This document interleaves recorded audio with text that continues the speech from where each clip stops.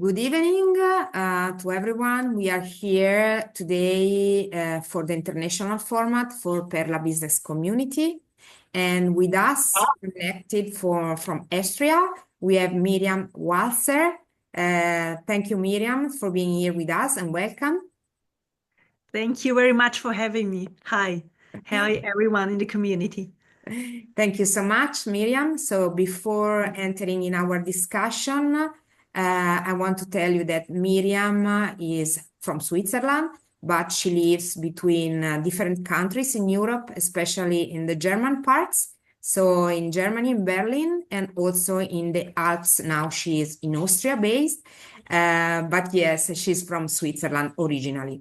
Mirjam is the founder of the Vegan Business School, and she also writes for Swiss news magazines. So, Mirjam, can you tell us a little bit about you before founding the Vegan Business School? Of course, gladly. There is quite a few things which I did before starting the Vegan Business School, as the Vegan Business School basically brings together all the experiences from before. And I think my biggest passion is all about social business as ethical business. And I'm in this field for, quite some time now, I guess around 12 years or something. And I launched different, social businesses, project initiatives up to now. And I think more are to come. It never stops. And I can just share a few things which I like particularly or which really marked who I am today. One is the Singer Factory, which was a startup program, an accelerator for people from refugee backgrounds. I co-founded it in 2017.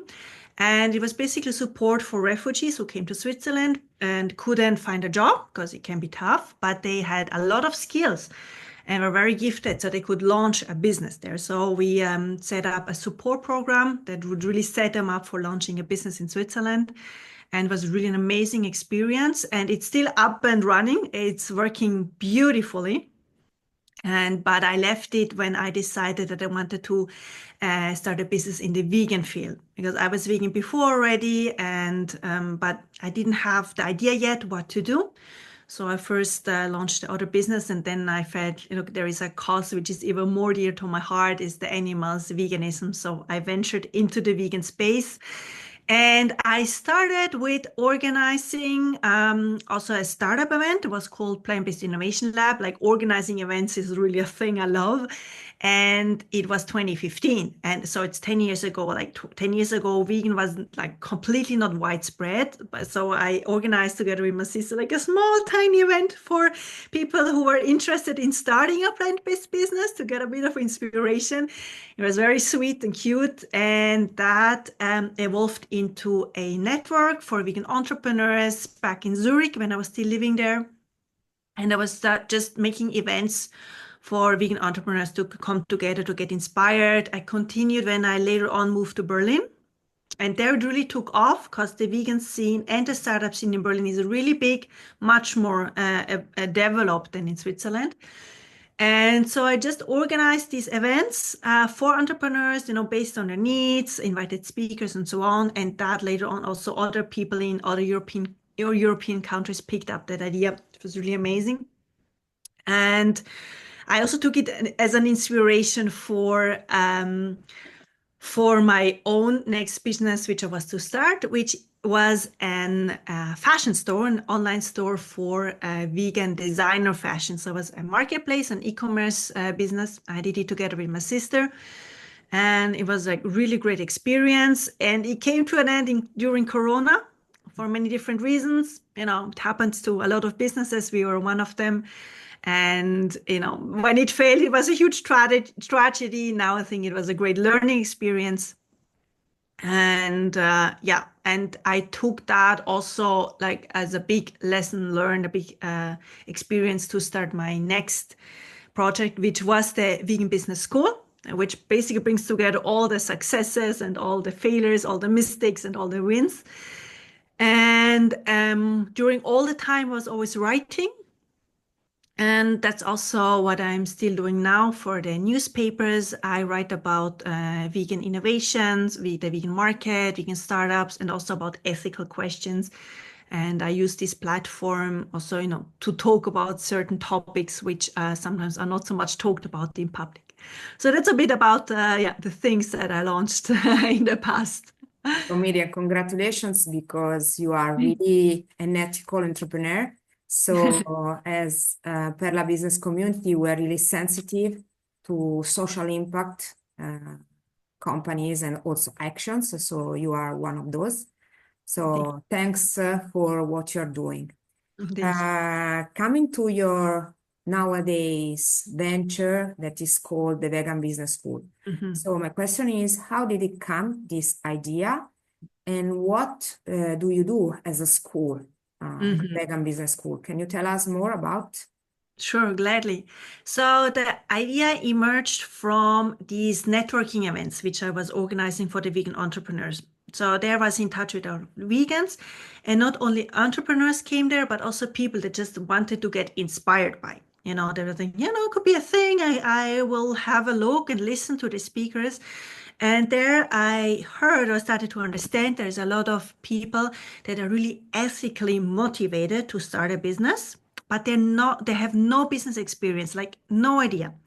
They don't know about business models, financial plannings. They don't know, like really no idea, but they have the power and the drive and the vision to do something. So I thought, I launched a few businesses before. I know a lot of the mistakes that one can do, so I can bridge that, right? Bridge the vision and the passion they have with the business knowledge. So that's how I came up with this idea to offer coachings and courses. So what I do now, I offer one-on-one coachings where I really guide people from wherever they are with their vegan business idea. Some don't even have an idea yet to actually launch a business, if it's like a service-based business, or create a prototype when they have a product-based business. And I also do group courses, also same concept. I guide people through this whole business process to actually launch a business. And it's a lot of business knowledge, but not only that, it's also a lot about mindset, really how to keep your head above the waters when things get a bit tough. And it's a lot of insights into the vegan market. So it goes way beyond just a regular, coaching program.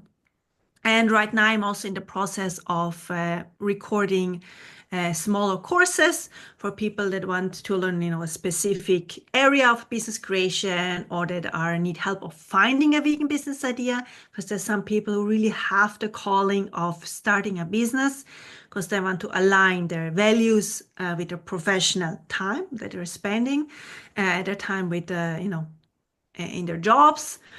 And so I help them to find a business idea. So, it's all about starting, empowering, and guiding people to start their vegan business and have an impact on the animals, on the environment, or on human health, or whoever they want to impact. So Mirjam, amazing. I really love what you're doing. I believe that he is the present, but it's also the future of our planet, of our life, I would say. So I'm really in love of what you're doing. And we see also in Italy that a lot of people are trying to become entrepreneur and they have not idea how to do it and how to create a company. So what you're doing is really important, especially from a technical point of view, but also from a mindset point of view, because sometimes they lack what exactly means becoming an entrepreneur. So yes, the support of someone who has already done the process, it's really important. So coming back to the veganism term, okay. I would like to know from your point of view, you are in depth in this market. So where are we now? So from your observatory, what are the current data?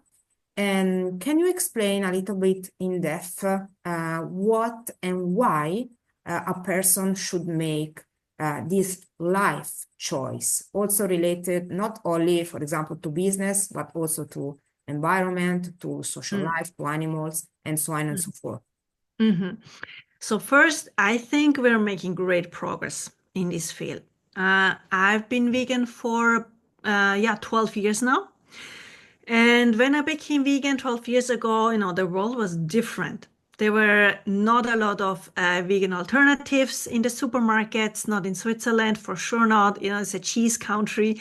And so there was nothing. And also just to say, yeah, I'm vegan, that was like very weird. Running a vegan business, like, oh, what are you doing? So it was like really, you were a bit the outside of everything. By the way, that was also a reason why I moved to Berlin later on, because Berlin was like already the vegan hotspot in Europe, in mainland Europe. And I wanted to be in an environment where veganism was already more advanced.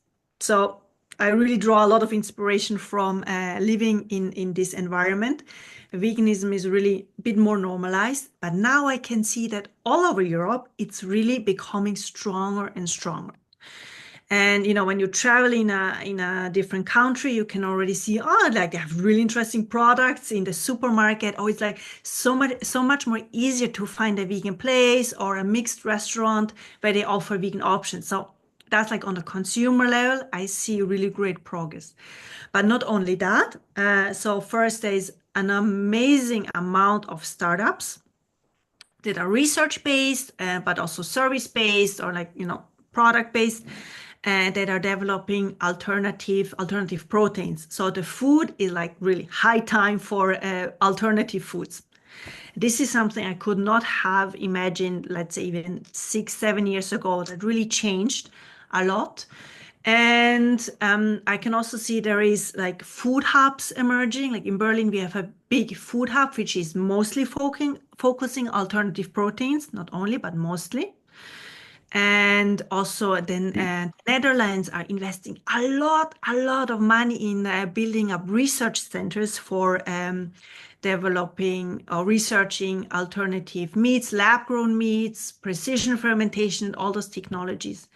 And on top of it, I think that's a rather new development, let's say 2-3 years or so, that also on the political level, things are changing, right? Like on the policy levels.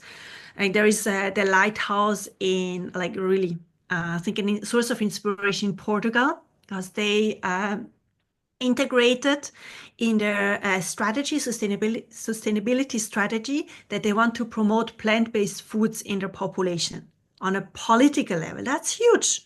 And I think they launched it only now in January 2025, so it's really recent.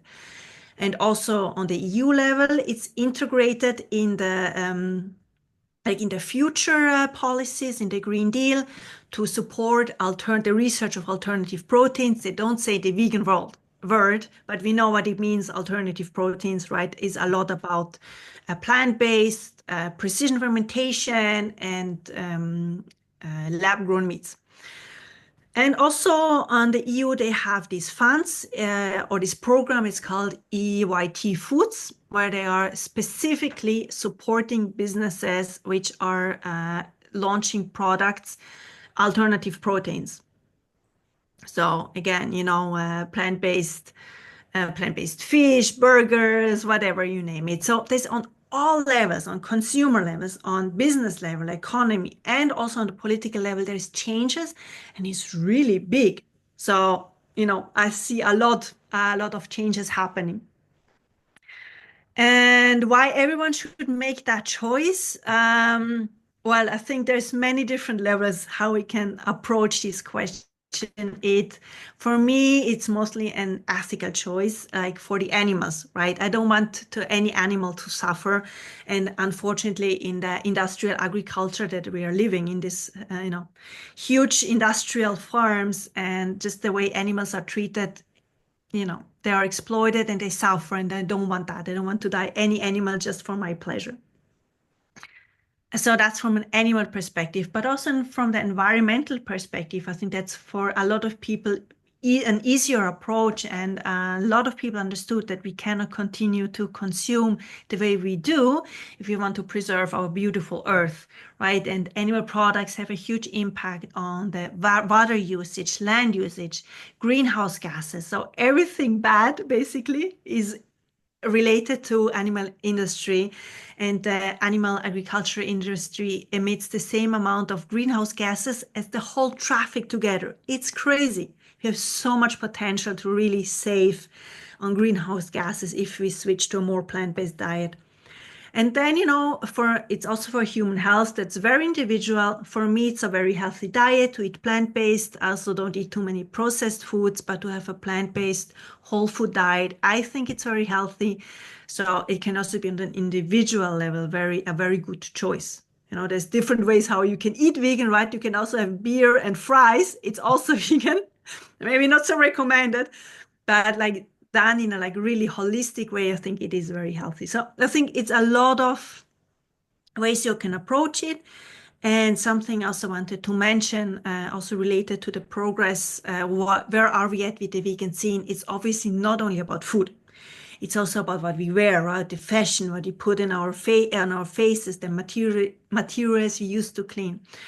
And fashion is a bit lacking behind. I told you I had this designer, vegan design fashion e-commerce.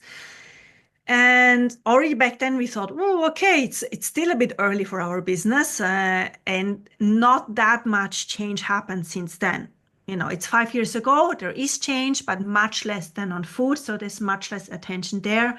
But if you can see a bit the curve of the progress of the food, like the same will happen also with fashion. It's just, still a bit behind, but there is the slow growth in the beginning, what we saw in food. So it's very likely that also in fashion things will change. Yeah, I totally agree with you, Miriam. You have, yes, shared a lot of important opinions and insights. I've also read a few months ago that also Denmark is going towards Yes. a plant-based diet. So Mhm. I believe, and also California is going really fast towards a plant-based way of living so far. Also, Canada is really progressive. Yeah. Also Canada. So we have a lot of places, a lot of countries that are really going ahead with this focus and with this new mission. I would say also in overall life of every one of us, because as you said, it's connected to everything. So also what we are wearing, what we are putting in our faces, in our body, whatever. So we have to be very careful. Not only because of ethical reason, and I totally agree with you, because I've started to be vegetarian long time ago because of ethical reason and not seeing or thinking of animals suffering. So yes, I understand what you're saying. Yes, we are progressing anyhow. Yeah. Things are changing finally. And I want to say thanks to all the people that are going through this path. So again, another question that I want to address to you is, do you know what country? We were talking about different countries in the world. So if you are aware a little bit more, which one are more ahead and which one are a little bit more behind in this path? So the countries that we just mentioned, they are, I think, the leaders like Portugal, Denmark, California as a state, and Canada, like in Western Europe, right? And I think also Italy is progressing a lot. You shared with me the numbers before, like 12% vegan and vegetarians. It's amazing. That's huge. Also, similar Switzerland has a bit similar numbers. Also, Germany is progressing a lot. I think Germany, because of Berlin, it's really a hub for vegan foods. You walk through Berlin, and like almost every restaurant has vegan on their window, even though they're not fully vegan. Like all the kebab stores and falafel stores, they have like very big vegan sign. It's like, wow, it's wonderful. And UK is also with London is like a hub for innovation. So there is a few countries which are really leading the change. I think Eastern Europe is still a bit lacking behind, except Poland. And they also have a really great vegan hub, a lot of progress in vegan foods. So that's a bit what I know about Europe. And then, the rest of the world is, like India has like naturally more vegan food, like based on their Agree. traditions and their religion. So, we always talk about Europe as the hub for innovation, but there are other countries where it's already much more embedded in the culture.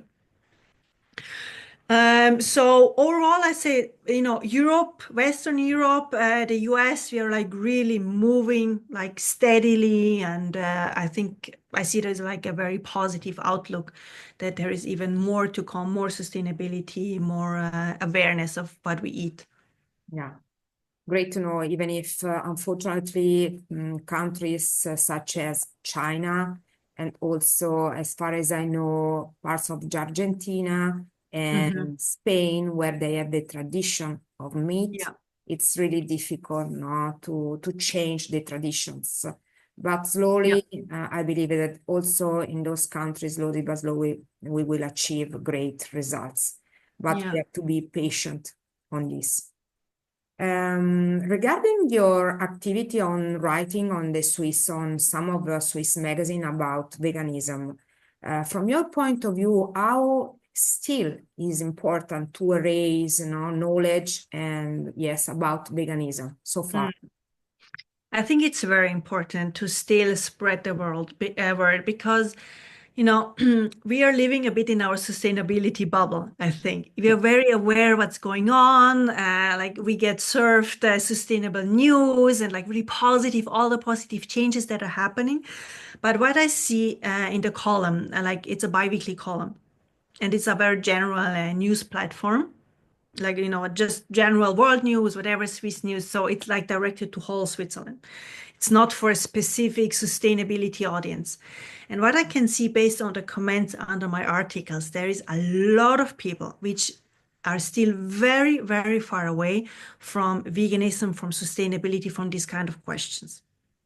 Mm. And that also tells me it's so important that we keep on raising our voices for things that are really important to us for any social cause, because we have tendency to stay in our bubble. And we need to get out of our own information bubble and really reach people's hearts, reach their minds with information. Also, I think information is a very important tool, or with stories, that we can reach people's hearts, or stories of animals, or of of the earth, how it's changing. Like in Switzerland, it's all about the glaciers and the mountains, how they're changing in climate change. I think in Italy will be different stories. And I spent half of my year I spend in the mountains, right? I really see how things are changing. And I talk about that in my column. And that's like how we can reach people when we talk about things they care about, right? Like in Switzerland, people care about the mountains and the glaciers. So they start thinking, okay, there's what I eat on the plate, it has a relation to the glaciers, they're melting and so on. So it's really important, I think, to talk about, to get the information out, really. Sometimes I'm shocked how people are reacting, like in the comments, like, whoa, wow, okay. Sometimes also hateful. Yeah. Yeah, and that's one part of the story. I think now we are in this amazing situation that we can talk about it, and there's alternatives available, right? It's not like in the beginning, like when I started writing about veganism, it's about it was during Corona, so it's 5 years ago. I wrote about like all these, why you should go vegan and so on, but the alternatives were much less than now. Yeah. And now, you can talk about these things and you can also suggest them what you can do instead. So it's like a change on all the levels. Talk about it, raise your voice, use the opportunities if you have to talk about things that are important to you, and also send people to, if they want to change, what they can do, if they want to try out vegan alternatives. So I think just it's about using every opportunity we have to bring change to, for the environment, for whatever, for social causes, whatever is important to us. Thanks, Miriam. Yes, I again totally agree with you. Here in Italy, we have a really young journalist, famous one, who is doing a great job related to this. She has also launched a movie that went on in the cinemas around. So a lot of people started to see more what is happening behind the scenes. Okay. Mhm. So being aware, as in everything, is the first step to change. Yes. So there is a lot to do, but as we said, and we are going to stress that a lot has already done and a lot have changed already. Yeah. So the last 2 points before the ending of our nice conversation, Miriam. Since you are following different people with different businesses in the vegan business, can you share with us a few ideas that comes to your mind that could be interesting for us to see and to maybe have new ideas also from our side? And what do you recommend in the sense if you were saying at the beginning that some people arrive to you without a very clear idea. So how do you help them and how do you, what do you recommend if we have a purpose, we feel it, but we don't know how to start and where to start from? So for the first questions, the companies I follow that I'm inspired by, listen, there's so many. It's just really, really great. First tip, if someone is really interested in following the vegan business scene, there is this platform. It's called Vegonomist. So not economist, but vegonomist.com. It's also in English. So it's German founded. They also have it in English. And basically they talk about all things vegan business, from food, fashion, research, technology, but sometimes also a bit political level if it's relevant for businesses.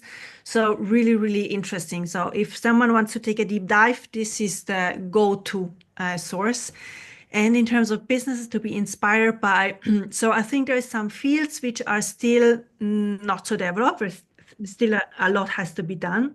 Because there's already a lot of meat alternatives. It can always be improved, of course, but to now enter, if someone wants to enter the market for meat alternatives, it is tricky because there's already very big players on the market like Nestle, Unilever. It's hard to compete with them. Also, like in the milk alternatives, you have big players with Alpro, Oatly, and you all will also have like local brands. So challenging. Either you have a big investor or you team up with one of the big companies, then you can still enter, compete on that market. But where there's still a lot of open development is, for instance, in vegan seafood alternative. And there's one company, it's a German company, and they are called Betta Fish, and they're making tuna and salmon based on algae. Wow. And really, really tasty products, really good, amazing branding, like really fun and cool. It's really not for vegans only. It's like just when you see the branding, you see, oh, wow, that's such a cool brand. Yeah, I want to buy, right? And they're not only creating these alternative products, they're like really sustainable. Also in terms of fair trade or how they produce, because they also saw like we are overfishing the oceans, right? So it's also becoming more and more difficult for many people to have a living, because fishermen, right, they're dependent on the oceans. And so we also have to think of creating alternatives for these people that, when you say like we don't want fish to be killed anymore, so but also could be the alternative for the humans that depend on the jobs. So Betta Fish, that company, they are teaming up with fishermen in regions where fish is becoming more rare. And they are educating them in growing algae and harvesting algae. So they're creating a completely new income just by harvesting, growing algae. And it's a very sustainable plant that you can make a lot. So I think that's a very inspiring company example of a company that really creates alternatives in terms of food, but also in alternatives in terms of economy, like really creating new ways of making a living for other humans. So it's very holistic, very interesting. And another, I think, really inspiring Swiss company, maybe they're also available in Italy already. They're called New Roots. I'm not sure they're making cheeses. Okay. There is a chance that they will expand to Italy as well, and they're making really good cheeses, like the best on the market, and it's Switzerland cheese country, and like people love the cheeses. Also non-vegans. My parents, they love their camembert, and they love their fondue. and they're not vegan, right? So it's really great. And they started with making cheeses from cashews first. And cashews, amazing product, but it also comes with a long transportation, right? So it's not 100% sustainable. So what they're doing now, they're switching to lupins. Okay. And lupins can be grown locally in Switzerland, in Italy, France. So that is like, I think, a very interesting company to see like what process they did from, just trying to launch a product, be as sustainable as possible, because often you cannot be 100% sustainable from the beginning. You need to go through a few iterations, right? Also, often it costs more to be fully sustainable.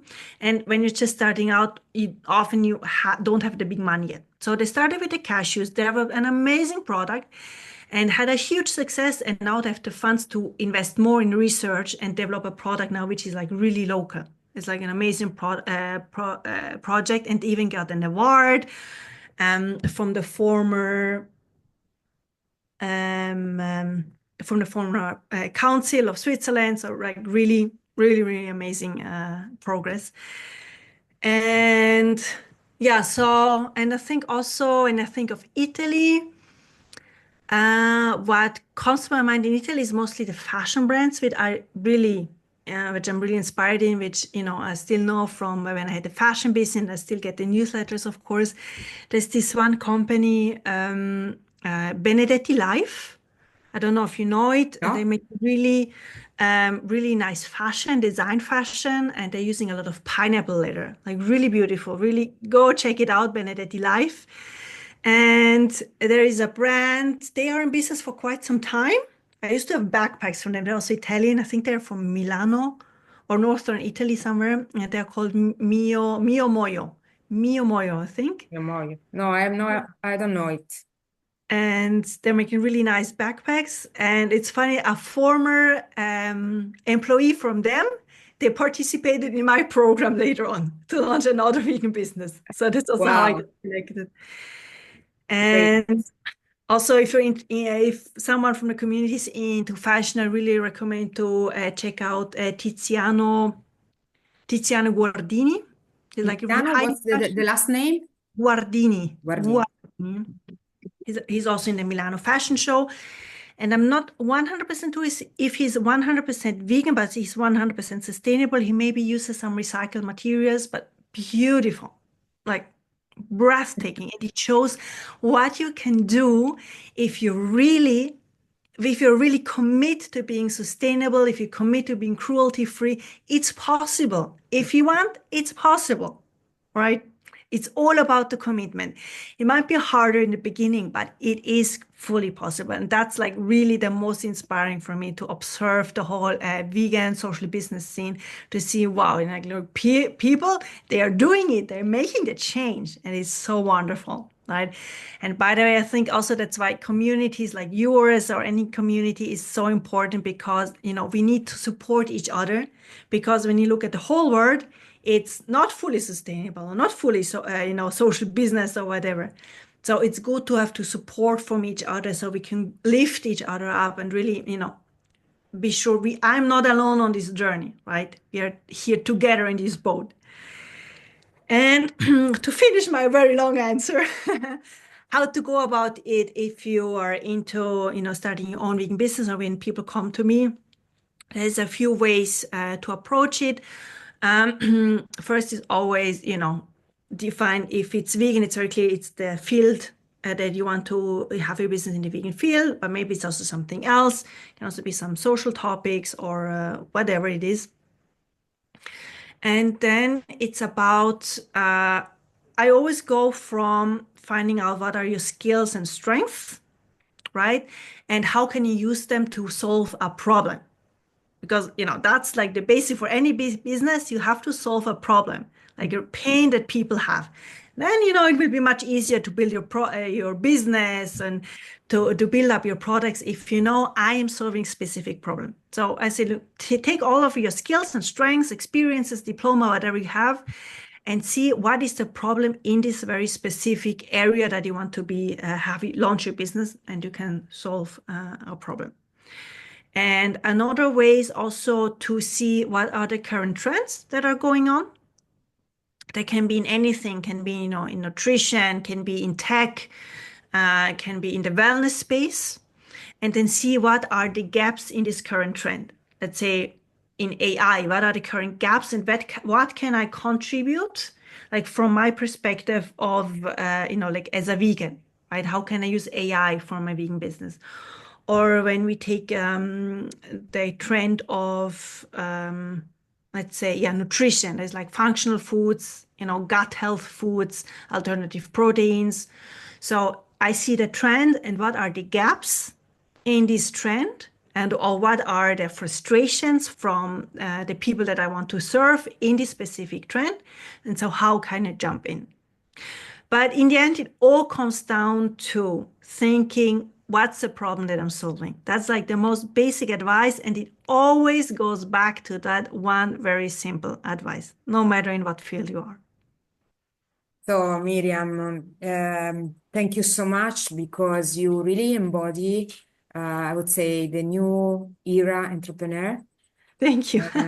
Yeah, meaning a person who is aligned, in this case, with herself and pushing towards a better world. So having really an important social impact through not only your work, but through the works of others. So it's like multiplying what you're doing. So it's really amazing. And you know that I really love what you're doing. And I really will try to spread what you're doing as much as possible. And you're doing great. And as you said, commitment is one of the main part of being an entrepreneur. And so keep pushing, keep focusing on it, and for sure in few years we will achieve a much higher numbers in vegans and vegetarian as well. Yes, I agree. Thank you so, so much for inviting me, for letting me speak to the community. I hope some people got inspired, and there's a lot of amazing women in the network. So stay committed. You're bringing change. And thank you, Elena, for all of your work and like really bringing together women in the business space. That's so important. I know there's still a lot to do in like really motivating women to start their business and also, opening up the space. So it's so wonderful. And thank you very, very much for your work and giving me the opportunity to speak. Thank you so much, Miriam. Thank you so much. See you soon. See you soon. Bye. Bye.